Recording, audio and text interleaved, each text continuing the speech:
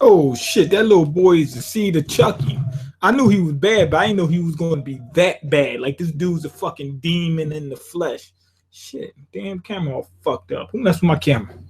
Anyway, Ushio and Tora, they both realized it was time to start bullshitting, stop bullshitting. Ushio felt like, damn, if I was strong enough, I might have been able to save my grandma. Tora says, I've been rolling with you for a minute. He said, but you ain't holding it down as good as you should be. He said, it's about time I need to, excommunicate your ass. They got into a whole fight. Tora was telling him to bring it up a notch, take it up a notch, take it up a notch. Ushio just ain't there yet. And when you think about it in a realistic standpoint, if he's having this much trouble with Tora, with one of Hakumen's underlings, with that kid, that little kid, Kirio, the shit stain, if he has trouble with them, and all of them were needed to fight Hakumen, it's no fucking way he's going to make it past Hakumen. Come on now. Remember, Hakumen no Mono was fought by all the I don't know about every last one on the planet, but all the yokai within a certain area and all the humans within a certain area. So basically, whatever area that Hakumen was in, that whole population was fighting against them. That's what it took to beat him. Tora was just one of the fighters. So if Ushio can't even beat or at least compete with Tora, it's a fucking problem. Not only that, that also proves that two things. First off, when Tora was released from that prison, whatever, he was already weakened. That's one thing. And the next thing is he gave Ushio a break. He cut him a fucking break. Anyway, Ushio's pop and his homie, they start talking turkey. That dude that he's like a high up, the one with the burn face, scar face, he was telling them, he said, yo, the grandma saved everybody. The little boy Kirio, he came in later on and finished the creature off, but the deed was pretty much done. But they say he's reckless. This motherfucker's gonna start some bullshit. He's on some bullshit, and he's about that bullshit. So we gotta be careful about him. They said that he's so powerful that we just took him under our wing. He said we shouldn't have done that. We should have challenged this boy's mental state. It's sort of like he's Anakin Skywalker.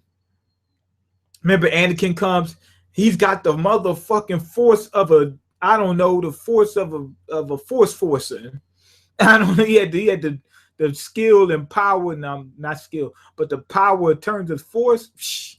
The Metachlorians was all in his asshole. But Yoda was telling them, it's more to it than just that. This kid right here, he's on some shit. That's what he told the guy. He said, this kid's on some shit. And he might go to the dark side. He was right. So, the same thing goes with this little kid. Okay, he was strong, but he was on some shit. And he's still on some bullshit. Anyway, Kirio, he came back for the fucking spear. And he came ready as a motherfucker. When he came back, it was him and 10 other guys. They jumped Ushio's ass, took the fucking spear from him, told him that he was going to destroy the spear. He said, your ass is done in this town. He said, the only thing we need are these scythes, right? He's trying to prove that he can outdo the spear. That's basically what he's saying. Like, fuck that guy. We've been training for all this time, and he comes and just gonna take the fuck over. And that's how they were feeling. Also, they were feeling like, damn, fuck the spear.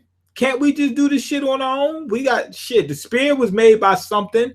Somebody else can make something else. I guess if they use the same techniques, they could be able to make another spear. But they don't have a spear maker, like Tora was back in his human days. They don't have that. So I guess they stuck with the spear, with the demon spear. Anyway, you know why? She came to rescue Ushio's ass.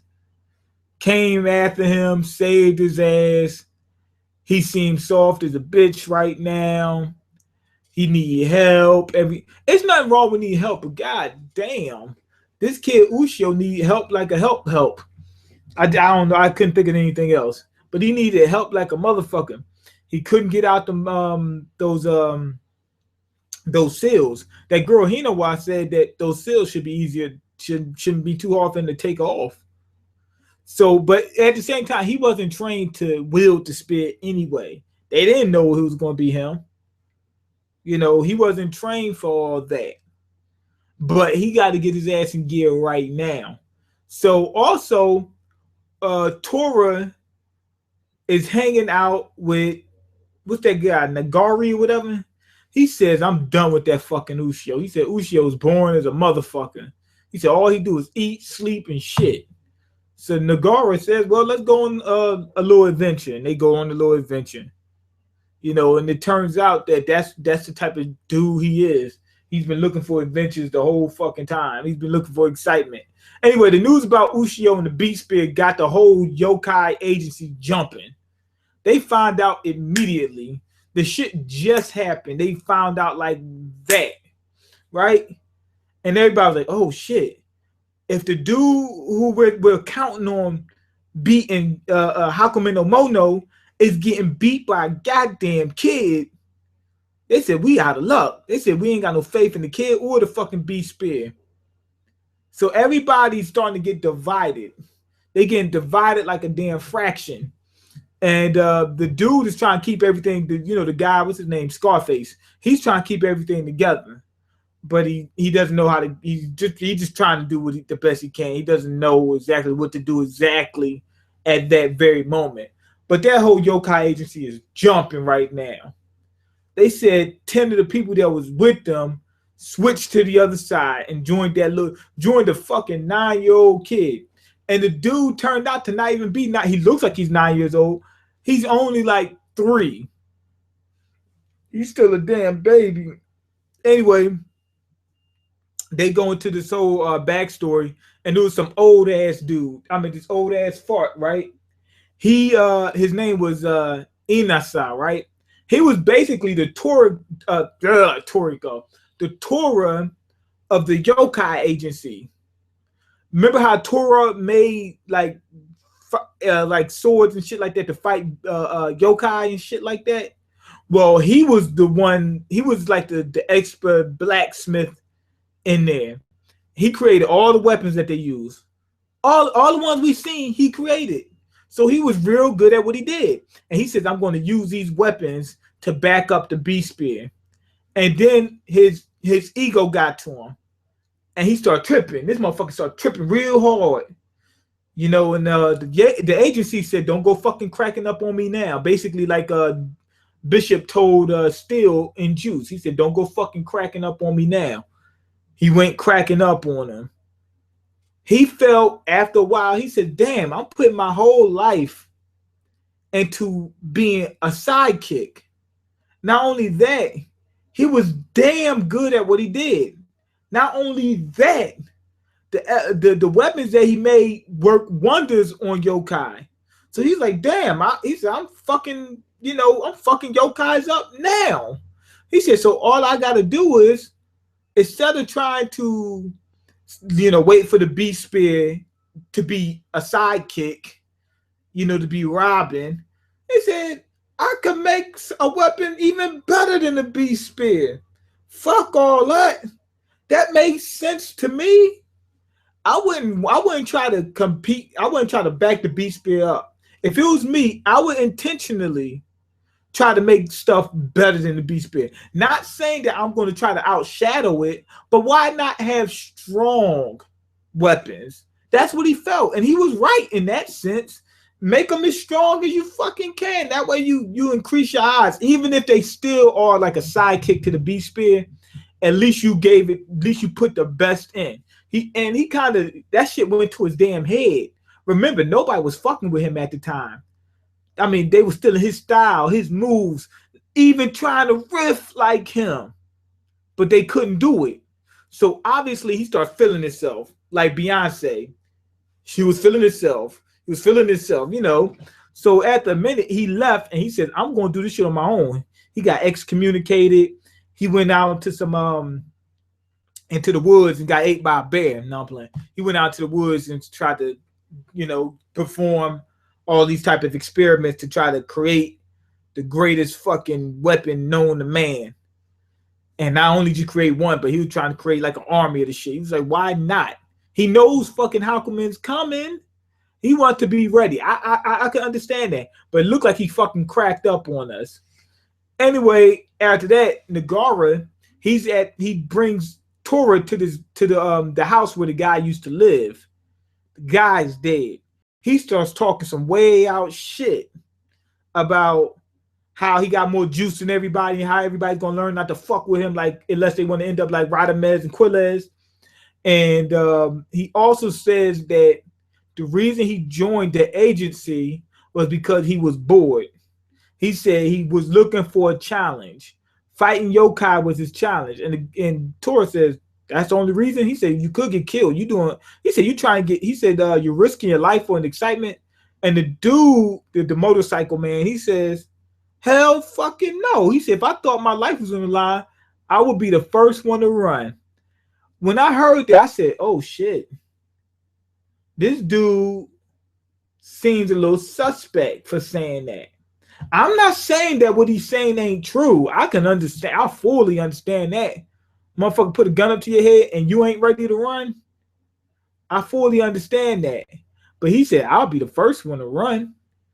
And he said, I'm not really here for the love of the game. I'm just here because I need something to do and I'm bored. So if push comes to shove, he's not going to be around. I understand that, but I wouldn't let him be. He seems very mature though, but he's starting to seem a little less mature the more we find out about him. But I mean, like if he doesn't have anything strong ground in him, that means that he could run. And if that's the case, they shouldn't have made him a successor of the Beast Spear. They should. He said that he wanted to take the Beast Spear so he could fight against Hakumen no Mono. Because every other yokai he's fighting against, he's slaying them. He's slaying the motherfuckers. But it was only a couple of yokai that gave him a run for his money. Tora, the one at the agency, I think when Hakumen no Mono released all them damn sperm cells, he had problems. But he against a single target, so far Tora's the only one who really gave him a real big run for his money. So that's why he's like, you know what? Shit, I gotta hurry up. So that's why he's like, okay, let me fight against Hakumen no Mono, see how I fare against that. That'll be a good challenge. But Hakumen no Mono is gonna fuck this boy up. He's gonna run. He's scared. You know, he's smart. Like I said, I think they should have invited him they should have brought him in the agency, but they should have made him a successor. Why? Because if push comes to shove, he's gone. But if he's just in the agency and he stays low level, he can do wonders for you. You know what I mean? Like for any mission that he can handle, he's going to handle it. But keep him out of the top notch shit, because once he gets to that point, he's going to run. Okay, so anyway, Ushio and Hinawa, they spot Inosai's little book. He had a little diary. They made it to the castle which was like a castle, or whatever. They made it to his castle. They find the book. It goes into the backstory. He goes into the woods, starts trying to. It's these monsters there that they're killing off and whatnot. They're not really yokai. He's creating them somehow. He's creating like mutants or some shit like that want to be human. I guess because he might have used some human cells or some shit like that, and they all fucked up and whatnot. They just want to be regular and normal. Anyway, he created them, and then he was creating the weapons to fight them. I think they're artificial yokai. Created the weapons to fight them and whatnot.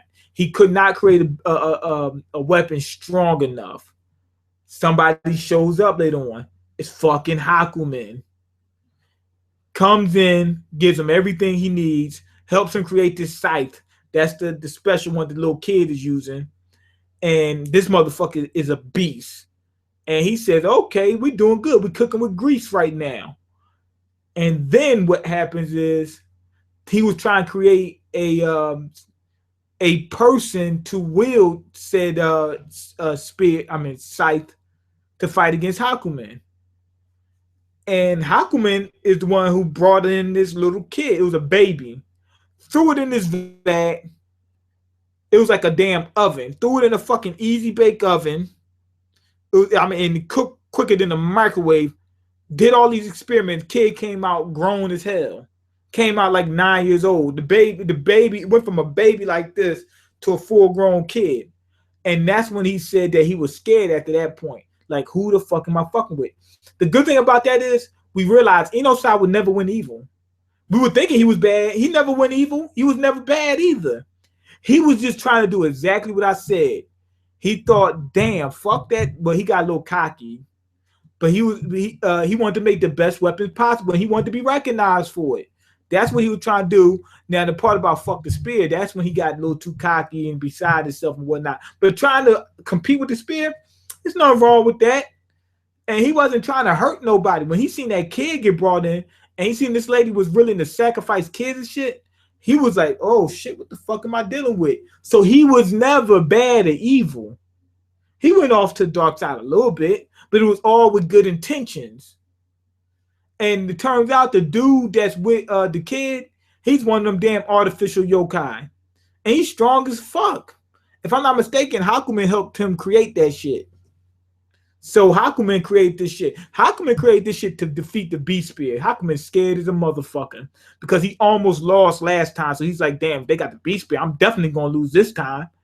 So that's how that worked. So the dude was never really, what you call him, a bad dude. Not really. So that little shit stain, Kiryu, turns out to be 3 years old. And now he's trying to destroy the Beast Spear. Good episode, real good episode. I'm gonna give it 5 out of 5. I like the fact how they show that Ushio is really weak and he needs to train. Cause motherfucker, you been needed to train, and we went on those adventures. You didn't do much of anything. I mean, you fought a couple things. I mean, he had a couple little developments. He fought a couple yokai, got a little bit better, but he didn't get to the level he needs to be at. That was interesting. The dude, Nagari, whatever, the motorcycle dude, that got you scared about him. Like, what the fuck he gonna do? Hinawai pretty much proved that she's a G and that she's down for the get down. So that was a real good episode. Okay, Mean, when was the last time you paid for sex on Backpage? I never paid for sex on Backpage. I told people that I wasn't opposed to doing that. I never did that. Okay, Mean, teach us how to skeet. I'm sure you probably already know yourself. Okay, Mean, I told you once before, you don't need to pay for pussy on Backpage. The bitches on POF easy like Sunday morning. They easy like damn, what's my man name? They easy like Lionel Richie. Easy like Lionel Richie. Okay. Wait, what's the whole deal with Backpage? Somebody told me about Backpage. I never used it. I just told y'all somebody told me about it. I never used it. Okay, I'm good. I don't see a problem with it. I just never did it. Don't. I ain't trying to fucking fool y'all and be like, oh man, he he got a problem with that. No, I don't. I don't have a problem with it. I just never did it. I'm just telling you the truth. I never did it. I don't see a big deal with it though. Okay, the scene when the Puerto Rican dude ran up on Bishop was funny as fuck. Oh yeah, when he had the knife up in his nose and he picked it, he was picking the boogers out of his nose. Okay, Mean be bumping that Beyonce in his earbuds while riding on the train. How you know I'll be riding on the trains? But no, I don't be bumping Beyonce. I ain't got no problem with Beyonce. I might need to check out her stuff, but I haven't listened to her in a long while. Okay, Mean, when are you going to watch JoJo? Never even thought about JoJo. I don't know anything about JoJo. Okay, I know Mojo JoJo.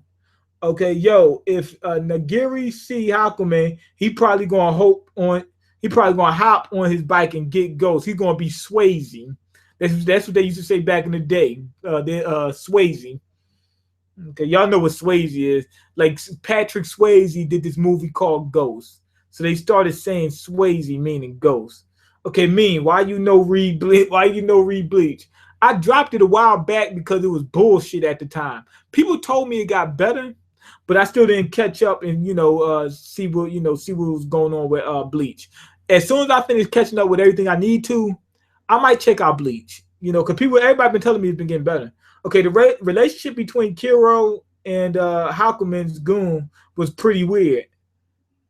Um, I don't see it. I mean, I see the sense of this grown ass synthetic yokai is with this little ass kid, but the same thing goes for Tora and Ushio. So I mean, I'm not sure unless you seen something else that happened outside of that I don't know about. So far, it don't seem too bad. Okay, mean. When was the last time you paid for sex on back? I never paid for sex on Backpage. I just said that. Mean, you be in the mirror like I'm feeling myself. I should be. But anyway, go ahead, leave your comments, like the video, and subscribe because I can't eat. I'm broke, nigga. I'm broke. And you got the power to change that. Peace.